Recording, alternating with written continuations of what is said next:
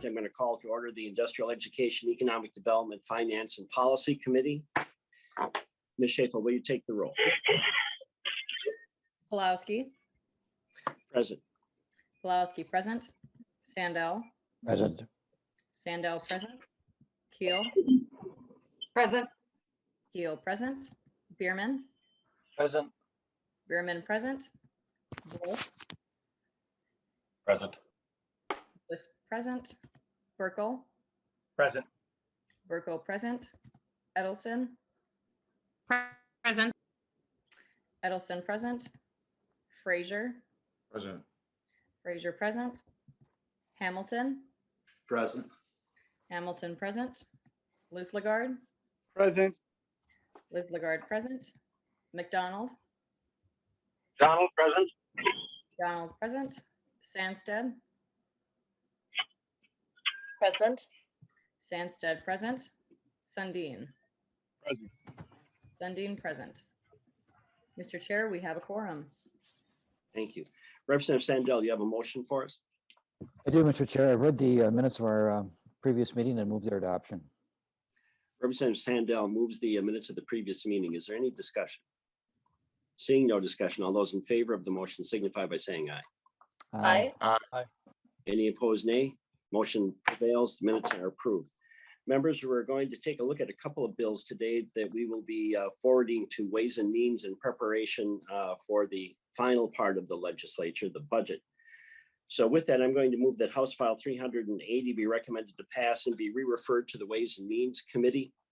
And then I'm going to move the A1 amendment. The A1 amendment would put the bill in shape. It clarifies that the appropriation in the bill would go to the system office and not to the campuses. I don't want to get into a long discussion on that, but that's the way it is. So I would hope that you would support the amendment. So all those in favor of the amendment signify by saying aye. Aye. Aye. Any opposed, nay?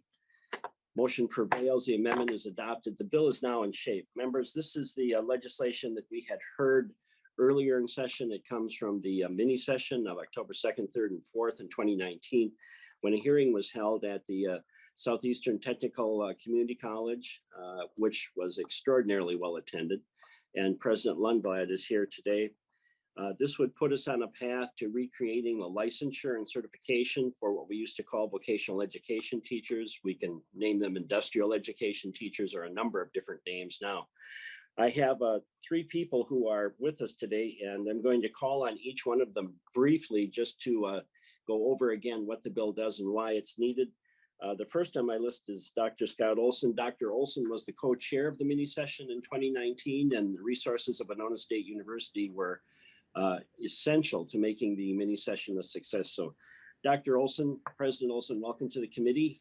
Please identify yourself for the record. Thank you, Chair Pelowski. I'm Scott Olson. I'm the president of Winona State University. Thank you, legislators, for everything you do for Minnesota and for coming down for the mini session. We're still talking about it. Thank you for hearing HF 380. We're excited about the vision to have every high school graduate come out with employable skills, and we think this bill is a step in that direction. Chancellor Devendra Malhotra supports this bill. These one-time dollars help create a curriculum and then set the stage for a great future for industrial education.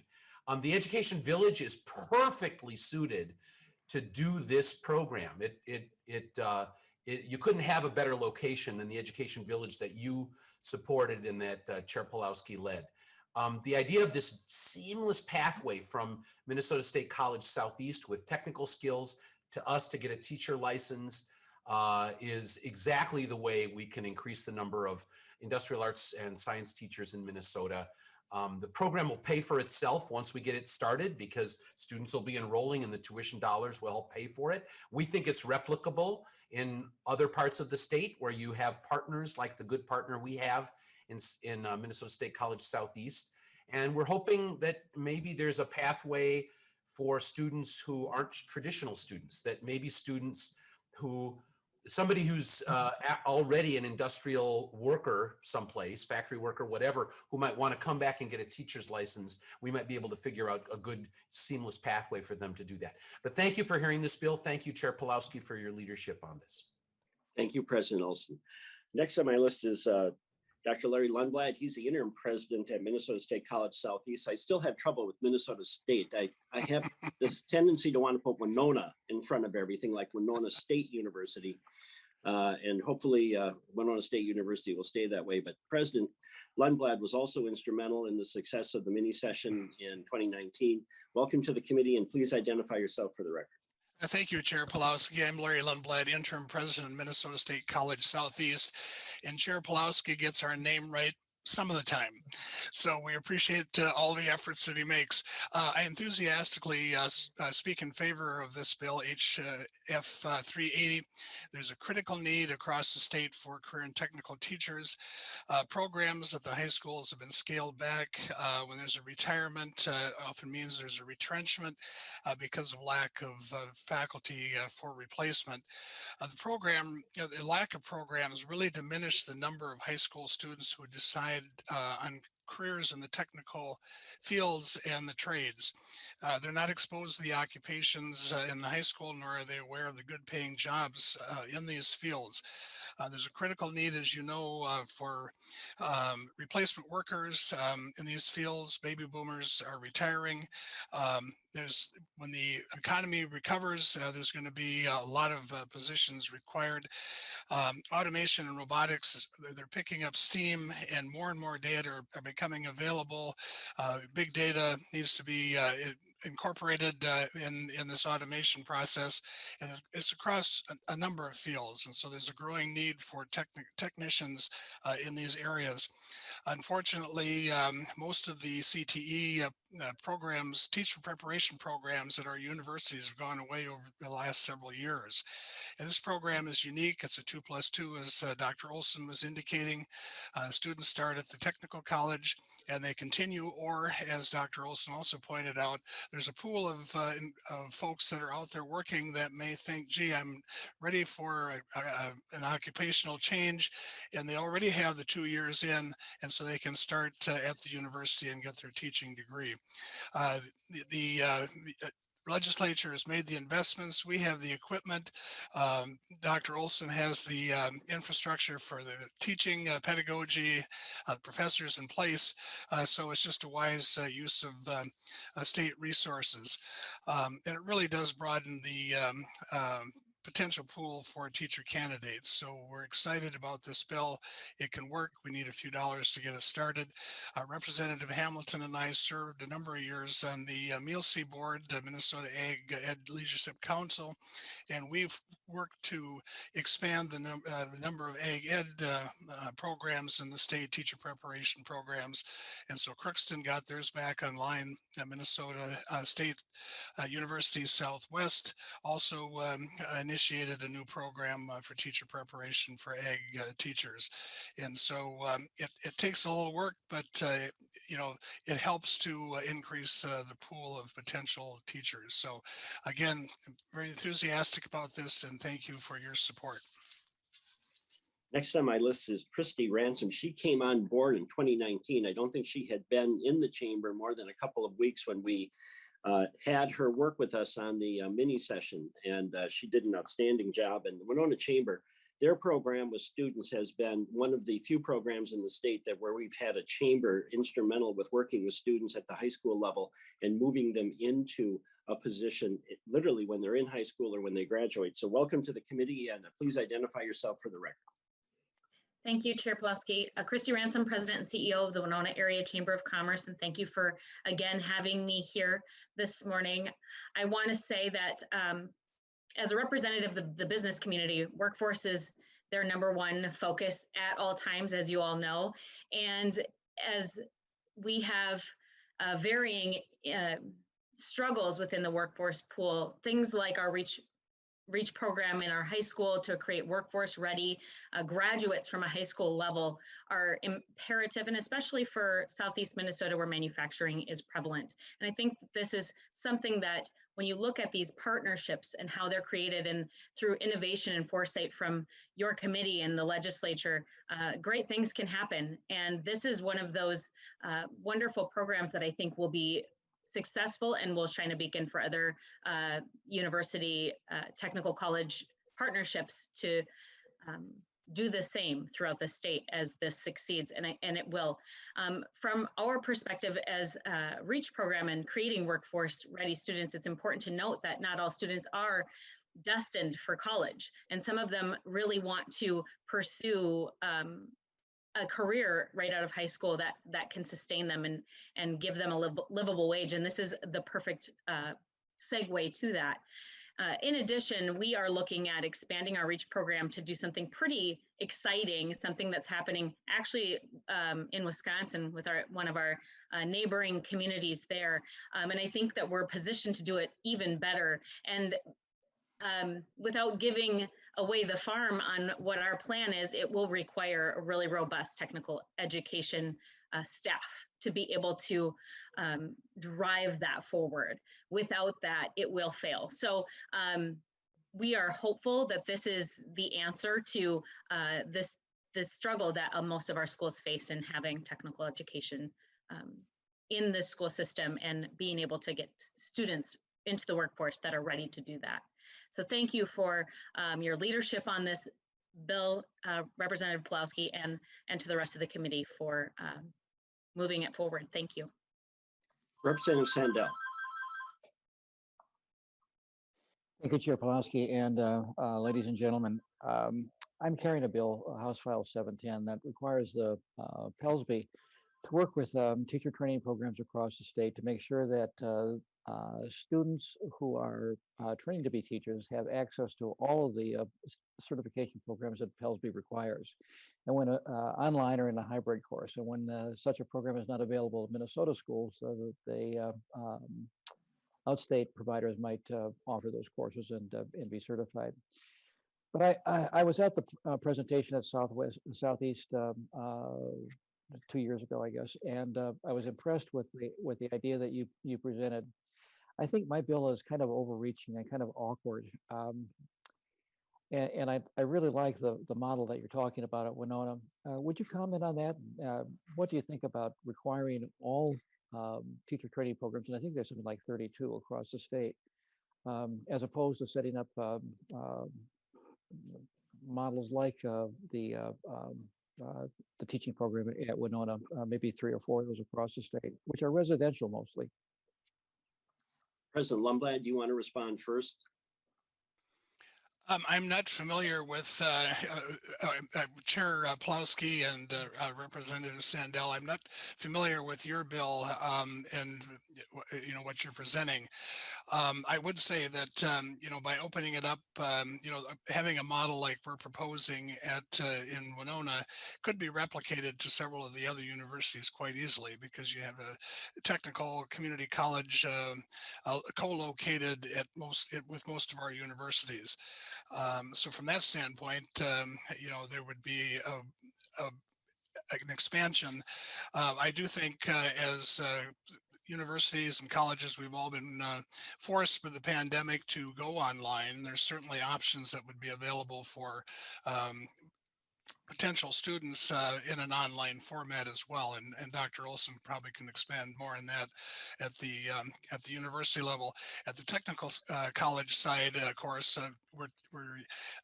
the skills that the students are learning are hands-on, so they would have to be physically present to learn welding and auto mechanics and that type of thing. President Olson. Chair Pelowski, Representative Sandell, for my colleague Christy Ransom, I would just point out, because she's maybe not versed in this, the Pelsby is the Professional Educator Licensing and Standards Board here in Minnesota. And I guess what I would say in response to Representative Sandell's comment is, I don't think this is in conflict with that. Usually, in what I've found in teacher education is you often have to have a proof of concept. We found this with the Bush grants that were about a decade ago, that when a certain institution, Winona State among them, proved that you could do something in a different, innovative way, others then get on board and it spreads. And so I think this bill is complementary, and I think this bill will be as if it's a proof of concept that this is possible and that Minnesota can lead again when it comes to industrial arts and education and science. Representative Sandell. Oh, thank you. I received a letter from the Minnesota Education Deans Association asking to postpone or delay the work on the bill. Will they have a chance to talk among themselves and perhaps do some work on that and ask for some state money to do that planning? I think I'll get in touch with them and if you don't mind, maybe getting in touch with the two of you as well and going on from there. Thanks very much. I appreciate the comments and the direction. Thank you, Chair Pelowski. Representative Sandell, the point of this even 2 years ago was that this program could be replicated. And I think your bill speaks to that once this program is up and running, we expect the other teacher colleges to take a look at it and see if they can also adopt it once it's a success. So. Well, thank you. It's when I heard the bill or when I heard the conversation in Winona, I thought it was impressive, and I still do. So thanks. I don't see any other questions unless someone. Oh, I'm sorry, Representative Keel. Thank you, Mr. Chair. I just kind of stuck my hand up when you were getting done. So first of all, Chair Pelowski, thank you very much. This is very encouraging to me. I think that I hope this is very successful and that it does spread throughout our systems. And I'm very, Dr. Lindblad, you and I have talked about the ag education and very excited to see that expand and more career. I'm just thrilled that we're talking about making sure that students are career ready for something, whether they go on to four-year college, they still have that background to be able to take care of themselves. And I share with you, I have my husband has a classmate who did construction trades in high school and went on to be a doctor who's just about to retirement now in the cities. And he was able to pay for his schooling. Granted, it's a little more expensive now, but he was able to pay for his schooling just by his construction trades job. And for those who may have known Mr. Gordy Talbert, who is retired now in my area, he was instrumental in making sure that we had career and tech classes, but also helped students to be successful in that way. So I think there's just so many win-wins with this that I wish we could push it now throughout the whole state, but thank you, Chair Pelowski, and that's all I had to say. Thank you. Members, are there any other questions? Seeing none, I'm going to renew my motion that House File 380 as amended be recommended to pass and be referred to the Committee on Ways and Means. Would the clerk please take the roll? Pelowski. Aye. Pelowski, aye. Sandell. Aye. Sandell, aye. Keel. Aye. Aye. Bierman. Aye. Bierman, aye. Bliss. Aye. Bliss, aye. Burkle. Aye. Burkle, aye. Edelson. Aye. Edelson, aye. Frazier. Aye. Frazier, aye. Hamilton. Aye. Hamilton, aye. Liz Lagarde. Aye. Liz Lagarde, aye. McDonald. McDonald, aye. McDonald, aye. Sandsted. Aye. Sandsted, aye. Sundin.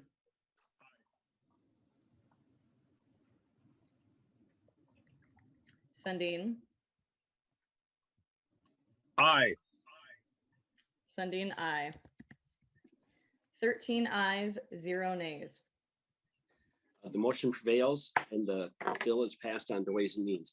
Members, before we get to the next bill, the reason why we're passing these individually comes out of a discussion last week with Speaker Hartman and Chair Moran.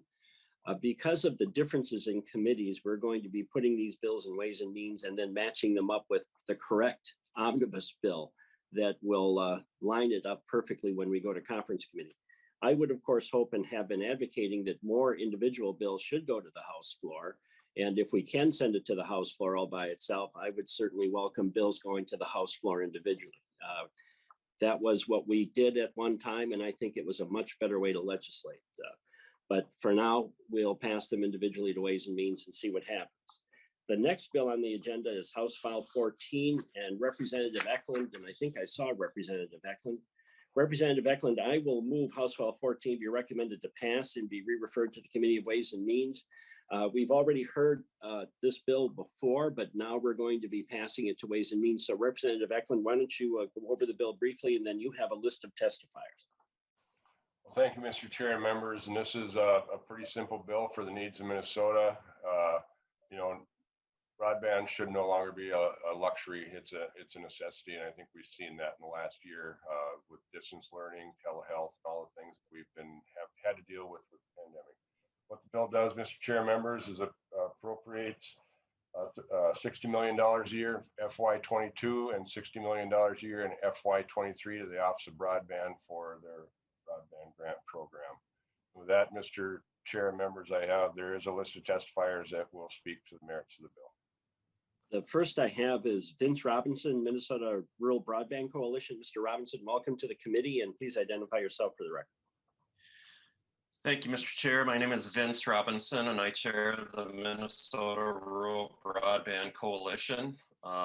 Thank you, Chair Pelowski, for making broadband funding a committee priority this year. Appreciate that, as in the past. And thank you to Representative Ecklund and continued leadership on this issue. I'll make my comments very short. You've heard from me before on this topic. Coalition continues to support the $120 million in ongoing funding for the Border to Border grant program. This is per the recommendation of the Governor's Broadband Task Force. We know that there's a state budget surplus, and in addition to the state and local assistance that will be coming from the American Rescue Plan, we feel that this is a great opportunity to make a significant investment in broadband for our state. And obviously, we've talked about this before, the spotlight that the pandemic has put on broadband. Had we been making stronger investments in the past, many of our communities could have avoided some of the devastating circumstances that they faced without broadband available to them. I just implore you to not let that happen again in the future and push for this funding and get these communities hooked up. Thank you, Mr. Chair. I'm open to any questions. All right, I'm going to go through the testifiers and then we'll have questions. Next on my list is Terrell Clark, County Commissioner, Stearns County. County Commissioner Clark, welcome to the committee and welcome back to the legislature. Please identify yourself for the record. Good morning, Mr. Chair and members. I am Stearns County Commissioner and current Board Chair Terrell Clark. It is great to be here this morning. I want to thank you, Chair Pelowski, for the opportunity to testify briefly today and for your commitment, as has already been stated, to making broadband a committee priority. I want to just give a few examples about how important this is to Minnesotans in all walks of life all across the state. My comments today are on behalf of the Minnesota Inter-County Association, the Association of Minnesota Counties, and clearly reflect the priorities of Stearns County's board. Thank you to Chair Ecklund for authoring House File 14 and for championing increased funding for the state Border to Border broadband grant program. I personally, and I think people across state agree that broadband is now a necessity, it is not a luxury. Even after significant past investment and state grant funds, there remains 5,362 underserved parcels and 4,443 unserved parcels in Stearns County alone. We frequently hear stories about home businesses that have to shut down when school kids come home so they can dedicate the broadband access to the children for homework. Parents appreciate the schools providing their children with laptops, but complain they cannot be used due to lack of access. Or they need to sit outside libraries or other places with Wi-Fi, not exactly the optimal location for doing homework. Farmers who are unable to use the high-tech equipment that could be available to them if there was decent broadband. small businesses who need high-speed internet to meet customer demand and to manage their businesses. And that was before COVID hit us. House File 14 would fully fund the governor's broadband task force recommendations by appropriating $60 million in each of the next 2 years. We strongly agree that that level of funding is clearly needed. In Stearns alone, we estimate the cost of connecting roughly 3,500 homes in the Belgrade, Bruton, El Rosa area to be about $24 million. The need crosses community and county lines throughout our state. You see the need in each of your districts, and the continued high demand for state grant funds confirms that Stearns is not alone. Statewide grant requests were more than twice available funds in each of the past 2 years. As a member of the National County Association's Broadband Task Force, I can also tell you that communities and states across the country are prioritizing broadband investment. To remain competitive, we must continue to prioritize border-to-border broadband like the core public infrastructure it is, infrastructure that's needed by Minnesota businesses, by students in primary, secondary, higher ed, and lifelong learners, by seniors and families to help them stay connected, by medical and mental health professions, community leaders, dare I say the courts, and on. That the importance of high-speed internet access for all Minnesotans simply cannot be overstated and was clearly highlighted by the COVID pandemic. Thank you again, Chair Ecklund, for authoring House File 14 and the opportunity, Chair Pelowski and members. With me today is Matt Mossman, Executive Director of the Minnesota Inter-County Association, and we'll both be available for any questions you might have. Thank you. Anna Boroff is next, Minnesota Cable Association. Welcome to the committee, and please identify yourself for the record. Good morning, Mr. Chair, members of the committee. My name is Anna Boroff, and I am the Executive Director of the Minnesota Cable Communications Association. So good morning. Minnesota Cable would like to thank Representative Ecklund for his thoughtful understanding of how broadband funding and policy impacts the entire state. We appreciate the committee's work towards our shared goal of ensuring that all Minnesotans have access to high-quality broadband. For years, Minnesota Cable's members have leveraged the state border-to-border grant program to reach unserved areas of Minnesota. The Office of Broadband Development's broadband coverage maps show that the state grant program has helped reduce the percentage of unserved areas. So this program has effectively targeted funding towards the most difficult and expensive areas to serve. And these grants have also helped leverage the billions in private capital investments by providers like my members to expand their networks across Minnesota. Minnesota Cable has not advocated for a specific amount of funding for the broadband grant program in the past, recognizing the many priorities that legislators balance. However, given the influx of federal funds and the shrinking number of unserved areas, we believe it's time for a robust discussion about how much more state money is necessary to bridge the final gaps in broadband access. So for some perspective, Minnesota has 157,000 unserved households left to reach the state's 2022 speed goal and 256,000 households left towards the 2026 goal of 100 over 20 service. So this year's state grant round, as just announced a few weeks ago by the Office of Broadband, that will cover about 7,000 more of those locations. Additionally, DEED just announced the Small Cities HUD CARES Act funding for broadband, so that will dedicate another $25 million to broadband expansion, which I believe will be allocated this year. And as you know, the federal government announced $408 million in rural digital opportunity funds will be awarded in our state. Minnesota Cable members are among the recipients of those RDOF funds that will cover 142,841 of the unserved locations in Minnesota at speeds that will meet or exceed the 2026 speed goals. And those RDOF build-outs will take place over the next 6 years. The American Rescue Plan, passed by Congress and signed by the President, will allocate state and local recovery funds, of which broadband infrastructure is an eligible use. So Minnesota will receive almost $4.8 billion from the American Rescue Plan. Unlike the CARES Act funding that you might have heard was able to be used for broadband as well last year, it was used by Minnesota counties and other local governments to invest in broadband builds. These funds, it sounds like, have a longer timeline in which they might be expended. These are not the only federal funds coming into Minnesota. So Alternative Connect American Cost Model Funds, or ACAM, accounts for another $65 million a year through at least 2026. And there are still some Connect American or CAF2 funds available. So when you add those federal funds to the already significant private sector investments taking place, this means the availability of contractors and supplies are going to be in high demand. So Minnesota Cable believes that the level of state funding for the border-to-border program in the next biennium should take into consideration all of the federal funding and ensure that the state broadband grants are not used to deploy broadband in areas that are already served. If those state funds are spent in areas that are already funded by federal sources, this would put the Office of Broadband, inappropriately in the position of favoring a competitor in a market with a broadband subsidy, and that's never been the goal of the state's broadband grant program. So lastly, the unserved household numbers that I referenced earlier only count wireline connections. They don't count wireless broadband connections. And so as we watch technology change and improve access across the state, we think a conversation about what type of broadband service counts towards the state broadband goals is overdue.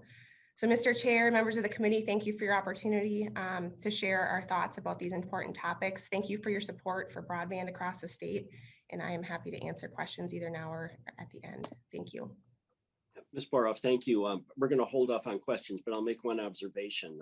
First of all, thank you for bringing up the federal money. I had requested this in conversations I'd had with you over the last couple of weeks, and I'm going to continue to make those requests. I am looking forward to having a hearing on the federal, both the past and then the current federal allotments for broadband or cable or however they're describing it and however they're going to dole it out over the next 6 years. But frankly, we just don't have enough information yet to have a hearing. When we get the information, we will have a detailed hearing because I do share a concern about what we're going to do with the state allotment and then what the federal government's going to do. And we certainly don't need to overlap. We could target our dollars much better if we knew exactly what the federal government is going to do. So members, we anticipate another hearing on this as soon as we get all the information. Next on my list, Monty Moreau. Welcome to the committee, and please identify yourself for the record. Good morning, Chair Pelowski, members of the committee. For the record, my name is Monty Morrow. I'm with Nuvera. We are a rural telecommunications, broadband, and cable TV provider located in central and southern Minnesota. We serve 28 communities, including Hutchinson, Prior Lake, and our headquarters in New Ulm. I also currently serve as the chair of the Minnesota Telecom Alliance's Legislative Committee, and I'm here today testifying on behalf of both my company and behalf of the other member companies of MTA. The MTA membership is a mix of family-owned companies, cooperatives, privately held, and publicly traded companies. While MTA members may have different corporate structures, one thing we have in common is our commitment to serve broadband in rural Minnesota. I appreciate the opportunity to tell you about our personal involvement in the border-to-border grant program.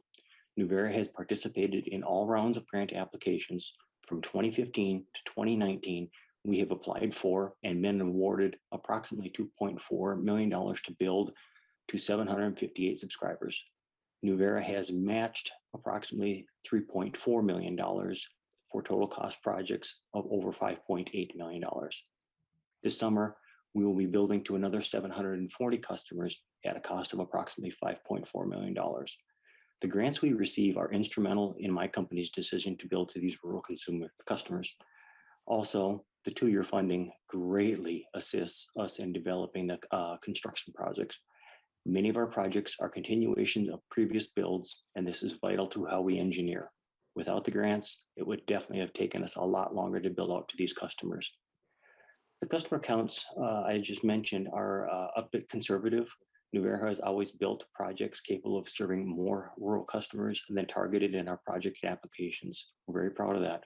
Also, the grant projects are not in lieu of our capital spending plans, but in addition to. Mr. Chair, members, this program works. It leverages local investments made in business plans that, quite frankly, otherwise wouldn't. I'm fortunate also enough to participate in a national telecom alliance as well. The Minnesota model, as it's referred to, is the envy of the rest of the states. I'd also be remiss if I didn't mention that OBD does an incredible job. We've done a lot over the past year of the program, but I'll tell you, we've got a lot more to do. We greatly appreciate your support in getting this vital service to more customers every day. Thank you for the opportunity to testify, and I look forward to questions at the end. Next on my list, Daniel Larson, Minnesota Rural Counties. Welcome to the committee. Please identify yourself for the record. Mr. Chair and members, happy to be with you this morning. Dan Larson, Executive Director, Minnesota Rural Counties, 35 counties outside the Twin Cities metro area, and the only organization to advocate specifically for rural county concerns. Pleasure to be with you today to talk about this very important issue. So MRC is a member in good standing with the Minnesota Rural Broadband Coalition, and why shouldn't we be? If there ever was an issue that's in the wheelhouse of rural counties, this is it. Education, culture, medicine, business, government, like the very meeting that we're participating in today, all dependent on an affordable and adequate internet connection. And today, members, 20% of the state, an estimated 20%, is still Minnesotans unserved and underserved, and really on the dark side of the broadband universe. So, and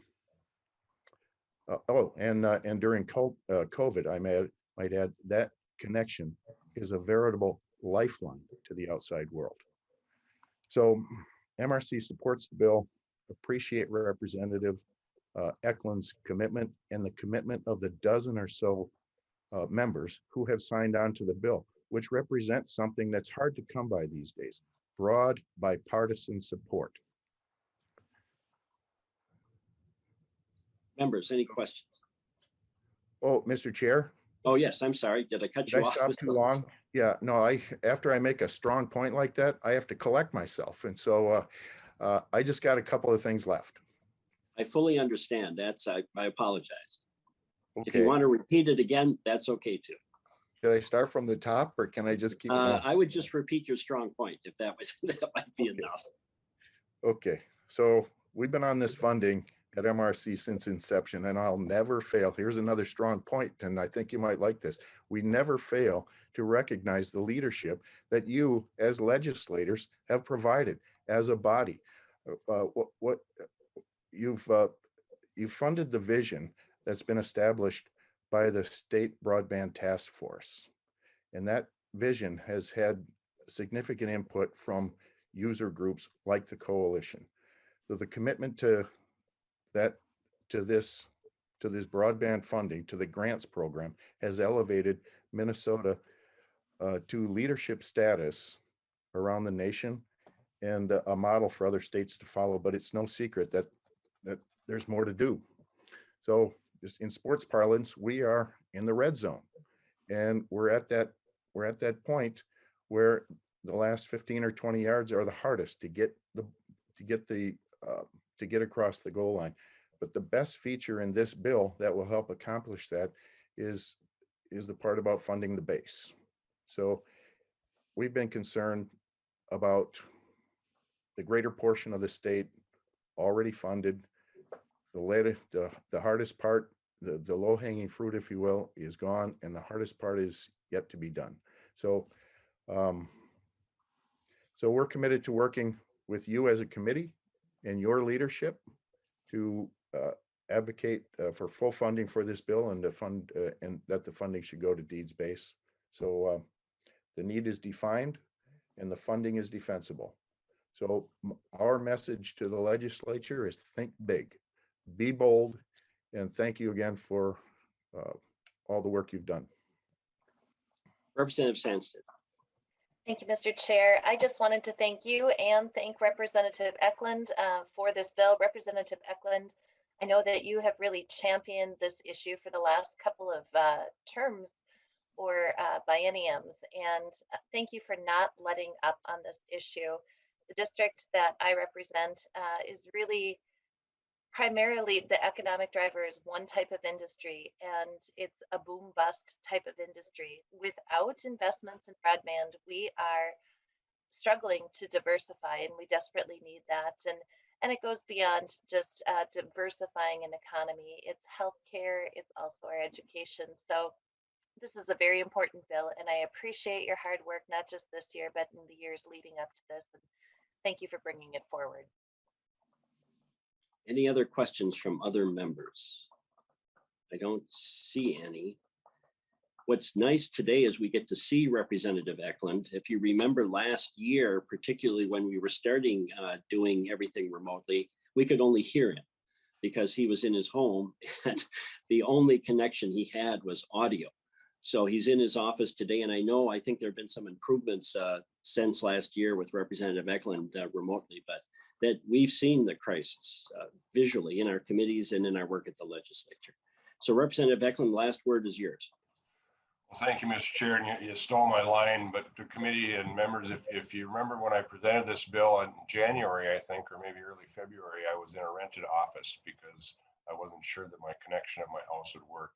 And people talk, Ms. Boroff talked about the upcoming speeds. I don't know what 25 up and 3 down or 100 up and 20 down means. I just know that it doesn't work at my house and it doesn't work at a lot of other folks' houses. So I ask for your support on this bill, and thank you, Mr. Chair and members. All right, with that, seeing no further questions, I'll renew my motion that House File 14 be recommended to pass and be referred to the Ways and Means Committee. The clerk will take the roll. Pelowski. Pelowski, aye. Pelowski, aye. Sandell. Aye. Sandell, aye. Keel. Keel, aye. Keel, aye. Bierman. Aye. Bierman, aye. Bliss. Aye. Bliss, aye. Burkle. Aye. Burkle, aye. Edelson. Aye. Edelson, aye. Frazier. Aye. Frazier, aye. Hamilton. Aye. Hamilton, aye. Liz Lagarde. Aye. Liz Lagarde, aye. McDonald. McDonald, aye. McDonald, aye. Sandsted. Aye. Sandsted, aye. Sundin. Aye.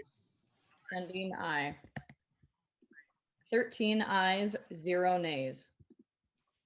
The motion prevails and House File 14 is on its way to Ways and Means. Mr. Larson is still with us. I like the idea of the pause. I've used something different in my teaching. I've repeated strong points 3 times slowly. So either way works well, but the pause did catch me off guard. So thank you all. Any other business before the committee? Seeing none, meeting is adjourned. Thank you.